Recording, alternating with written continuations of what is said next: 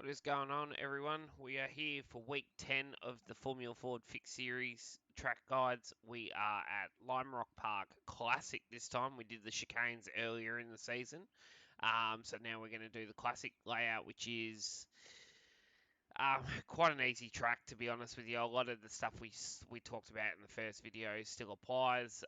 It's just obviously a couple of corners are slightly different. So we'll kick off straight into it and get going. So cruising on down the front straight, you'll be top gear in fourth. You're looking for the 2 board. That's where we start to brake nice and aggressively.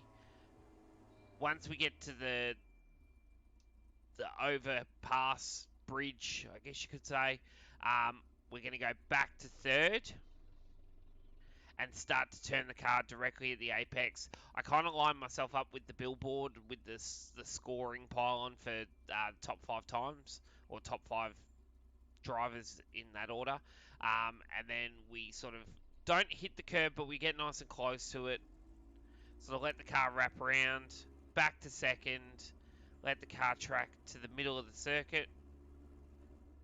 So about this point here, and then once you can sort of spot your apex again, then we start turning back towards the corner. Get nice and close to the curb, but don't hit it yet again. Especially in these cars, they just move around a lot, so the less curb you can take, the better. Exit nice and wide, and then I say quite narrow here. Still in second gear, I sort of get real close to the limiter. It doesn't crack the limiter, but it's running out of breath. It's getting close. And then the only curb I do use is this one here. I just try and turn the car back on itself. Set myself up on the left-hand side. So don't let the car run wide, because all you're doing is sacrificing your exit speed out of the next part of the corner, which is where we're going to need it. So shallow exit, stay to the left, turn the car in nice and early, third gear, let the car run to the outside, stay in third the whole way down here. Now for me personally, I just tap the brake at the start of the chicane. Just it's like a minuscule tap. It's just to wash off a little bit of speed and to sort of give me a little bit of ability to turn the car in, and the car's going to move. So tap it.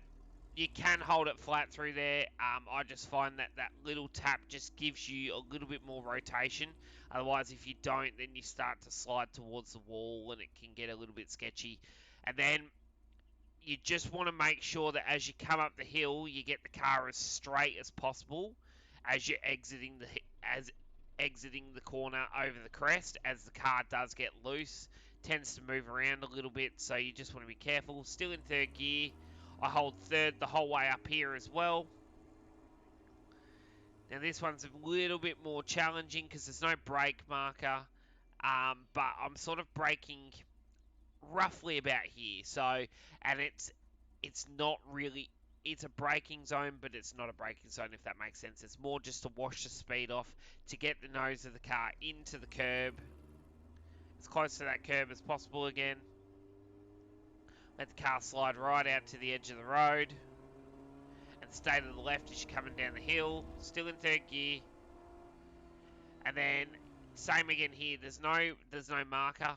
You want to try and flow the car through here as much as possible. So little tap of the brake just to get the nose to start to turn in, and then just pick the throttle up, get it as close to the curb as possible without touching the curb again, and then chase the car right out to the edge of the road, up to fourth gear.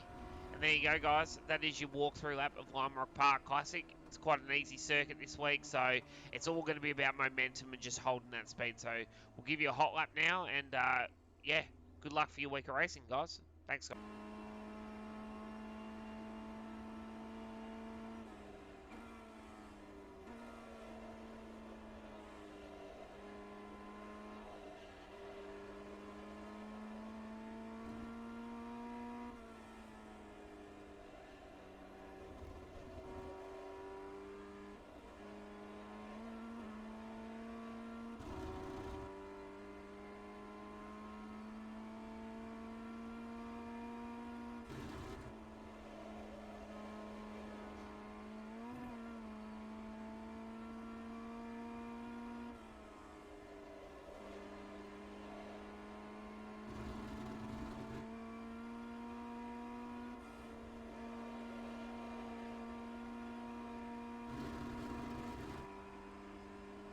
that, guys, is a lap of Lime Rock Classic in the Formula Ford.